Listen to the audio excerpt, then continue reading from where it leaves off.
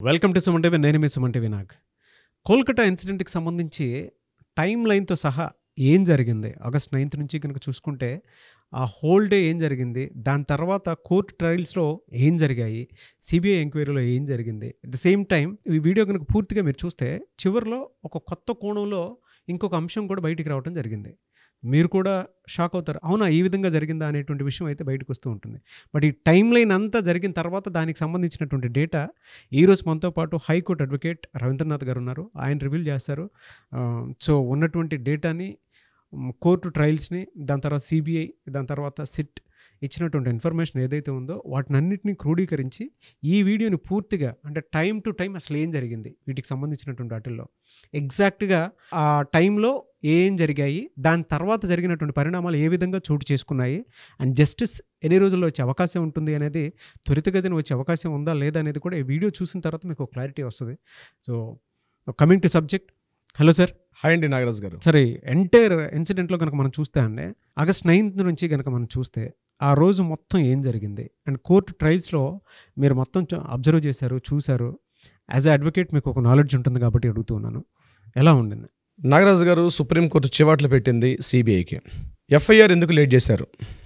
Morning 9:30కి incident చూసినట్లయితే evening 11:45 కంటే more than 10 hours పైనే ఎందుకు ఎఫ్ఐఆర్ లేట్ అయింది అనే విషయం మీద గట్టిగా చివాట్లు పెట్టినప్పుడు సిబిఐ నిన్న హైకోర్టులో తన ఒక కవర్లో సబ్మిట్ చేసింది. తన ఫైల్ని సబ్మిట్ చేసినటువంటి కొన్ని కీలక అంశాలని నేను ఈ వీడియోలో మీకు రివీల్ చేసే ప్రయత్నం చేస్తాను.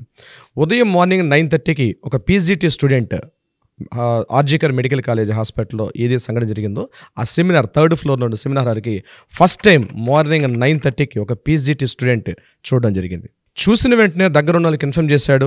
9:30కి అక్కడి నుంచి ఫోన్ లోకల్ పోలీస్ స్టేషన్, తలా పోలీస్ స్టేషన్కి ఇన్ఫర్మేషన్ వెళ్ళింది. తలా పోలీస్ స్టేషన్ రికార్డ్స్ ప్రకారం మార్నింగ్ 9:30కి ఫోన్ వచ్చింది.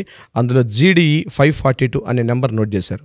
ఆ నెంబర్ ఏంటంటే ఎట్లయితే మన తెలంగాణ రాష్ట్రాలు ఎలా అయితే మనకు ఉంటుందో 100 నెంబర్కి కాల్ చేస్తే రికార్డ్ ఎట్లా అవుతుందో అక్కడ వెస్ట్ బెంగాల్లో ఈ ఫస్ట్ అంటే జనరల్ డైరీ అని ఒక డైరీ ఉంటుంది.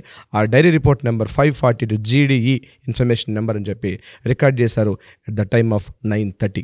ఎప్పుడైతే ఇన్ఫర్మేషన్ వచ్చిందో పోలీసులు ఇమ్మీడియట్గా 10:10 అక్కడ నుంచి సంఘటన స్థలానికి వెళ్ళారు. 10:30 అక్కడ నుంచి అధికారులకు ఇన్ఫర్మేషన్ చేశారు. ఇన్వెస్టిగేషన్ ఆఫీసర్స్కి, అదేవిధంగా ఫోరెన్సిక్ వాళ్ళకి, వీరందరూ కూడా సంఘటన స్థలానికి వెళ్ళి ఇన్ఫర్మేషన్ చేశారు.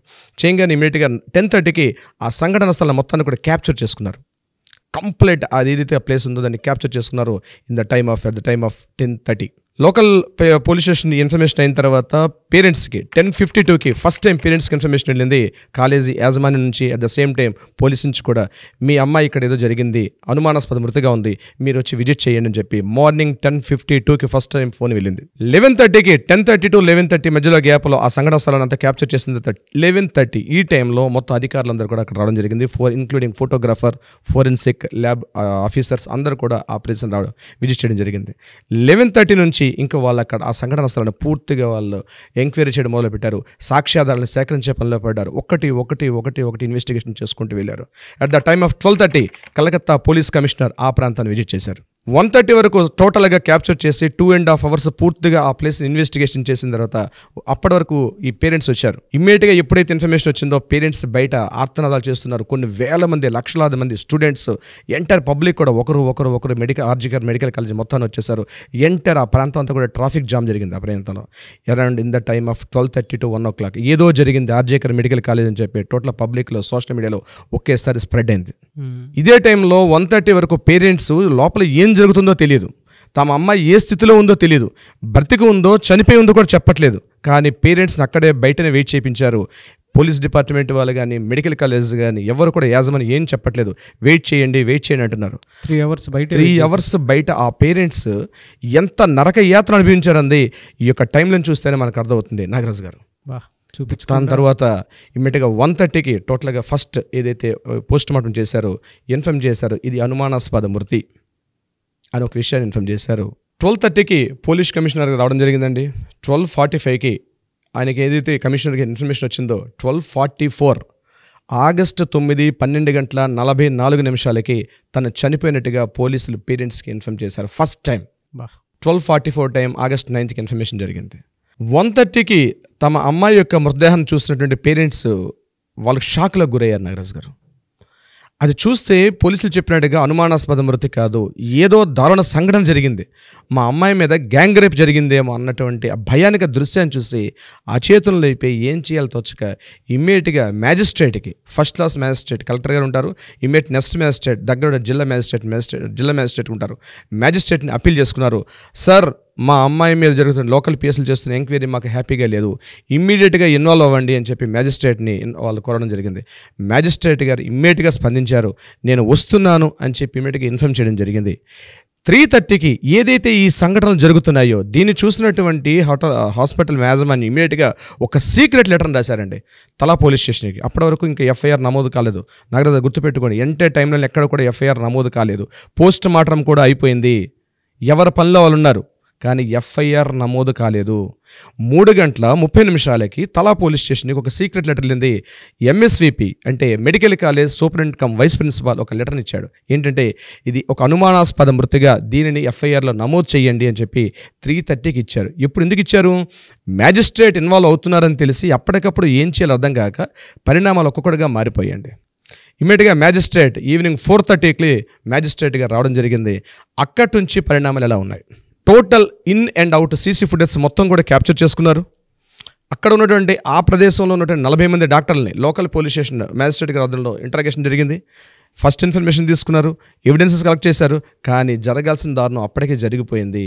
ఏమిటి అంటే సాక్ష్యాలను రూపుమాపడం జరిగింది. దాంట్లో ఎవరెవరి హస్తాలు ఉన్నాయి, ఎవరెవరు ఇందులో ఇన్వాల్వ్మెంట్ అయ్యారన్నది నెక్స్ట్ ఇంటరాగేషన్లో మనకి అవన్నీ విషయాలు తెలివికి వస్తాయి. బట్ ఈలోగే జరగాల్సింది మ్యాజిస్ట్రేట్ గారు ఇన్వాల్వ్ అయ్యేసరికి మ్యాక్సిమం డ్యామేజ్ జరిగిపోయింది. అప్పటికే సాక్ష్యాధారాలను రూపుమాపేశారు అప్పటికి కూడా. ఇదే సమయంలో ఎంటైర్ కలకత్తా నగరం మొత్తం కూడా అలర్ట్ అయిపోయిందండి. ఆర్జీకర్ మెడికల్ కాలేజీలో ఏదో జరుగుతుంది. మమతా బెనర్జీ గవర్నమెంట్కి అప్పటికే సందేశ్ ఖాళీలో సంఘటనలు జరిగాయి, మాల్టాలో సంఘటనలు జరిగాయి, ఏదో జరగబోతుంది కలకత్తా ఆర్జీకర్ మెడికల్ కాలేజ్ ఏదో జరిగింది అనే ఉద్దేశం entire social media, print and electronic total medias అందరూ కూడా ఆర్జీకర్ మెడికల్ కాలేజీని చుట్టుముట్టారు. ఒక దిగ్బంధనం జరిగింది. ఎంటైర్ యావత్ నగరం 1,50,00,000 పాపులేషన్ మొత్తం కూడా పబ్లిక్ అందరూ కూడా అలర్ట్ అయిపోయారు. ఆర్జీకర్ మెడికల్ కాలేజ్ వైపు టోటల్ చూపంతా కూడా అటువైపే జరిగింది.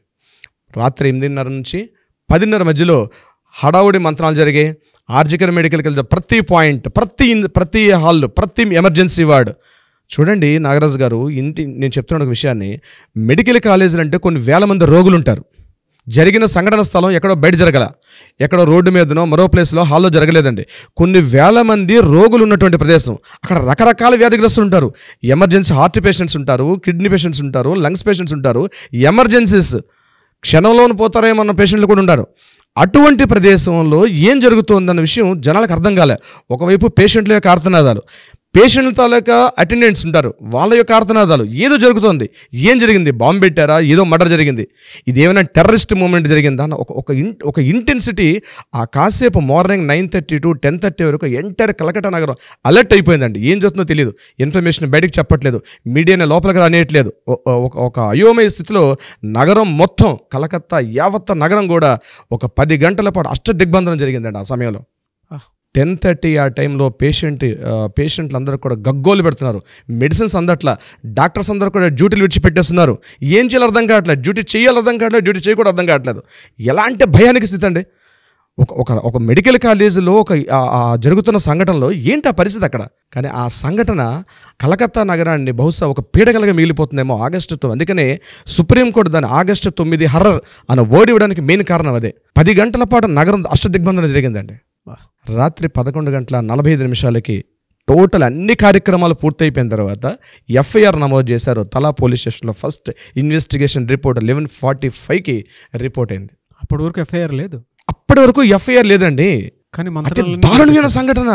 బహుశా భారతదేశ చరిత్రలో ఎఫ్ఐఆర్ ఇన్ని గంటల పాటు పోస్ట్ మార్టం చేసిన తర్వాత ఎఫ్ఐఆర్ నమోదు చేయడం బహుశా చరిత్రలో ఇదే మిగిలిపోతుందేమో ఈ కేసులోనే. ఆగస్టు 9 హర్రర్గా మనం చెప్పుకున్నటువంటి దీంట్లో ఈ టైమ్ లైన్స్ ఇలా జరిగాయని చెప్పి మనకు అందిన ఇన్ఫర్మేషన్ నాగరాజు గారు. రీసెంట్గా మనకి నిన్న రాత్రి మనకు ఒక సీసీటీవీ ఫుటేజ్ వచ్చింది. దాని మీద కూడా మనం ఒక వీడియో చేసాం. ఆ సీసీటీవీ ఫుటేజ్ 4:03 ఎవరైతే కల్ప్రిట్ నిందితుడు అనుకుంటున్నాం, ఎక్యూజ్డ్ అనుకుంటున్నాం, అతను ఆ సెమినార్ హాల్లోకి ఎంటర్ అవుతున్న టైం విత్ టైమింగ్తో సహా మనం మెన్షన్ చేసాం. ఏం జరిగింది, ఎట్టా ఎంటర్ అయ్యాడు. ఈ సంఘటన మార్నింగ్ 4:05 నుంచి 4:35 మధ్య సుమారుగా 29 నిమిషాల్లో 29 మినిట్స్లో జరగాల్సిన దారుణమైన సంఘటన జరిగింది. టోటల్ టైం లైన్ మనం ప్రకారం చూసుకుంటే ఆ 29 నిమిషాల్లోనే టోటల్ డ్యామేజ్ జరిగిపోయింది నాగరాజ్ గారు. దానికి సంబంధించి సీసీ ఫుటేజ్ సంబంధించి మనం కూడా ఒక వీడియో చేస్తాం. అయితే ఇక్కడే మరొక ట్విస్ట్ వచ్చింది నాగరాజ్ గారు. రీసెంట్గా ఇప్పుడే మనకు అందిన వార్త ఏంటంటే, నిన్న జ్యుడిషియల్ కస్టడీలో సంజయ్ రాయ్ని తీసుకున్నారు, కోర్టులో ప్రొడ్యూస్ చేశారు. ప్రొడ్యూస్ చేసిన తర్వాత సంజయ్ రాయ్ని కోర్టులో ప్రొడ్యూస్ చేసిన తర్వాత అక్కడ పెద్ద డిస్కషన్ జరగలేదు. ఆయనకి కవితా సర్కార్ అన్నట్టు ఒక న్యాయవాదిని, ఒక లేడీ అడ్వకేట్ని కోర్టు ఆయనకి ఇవ్వడం జరిగింది. ఆమె పేరు కవితా సర్కార్. కవితా సర్కార్ ఆమె జ్యుడిషియల్ కస్టడీలో తీసుకొని ఇంటరాగేషన్ చేసినప్పుడు కొత్త విషయం వెలుగులోకి వచ్చిన విషయం ఏంటంటే నాగరాజ్ గారు, నేను ఈ క్రైమ్ చేయలేదు, ఐఎమ్ ఫ్రేమ్డ్, నన్ను ఒకరు ప్రోత్సహించారు, నేను ఇందులో ఇరికించబడ్డాను అని ఫస్ట్ టైం చెప్పడం జరిగింది.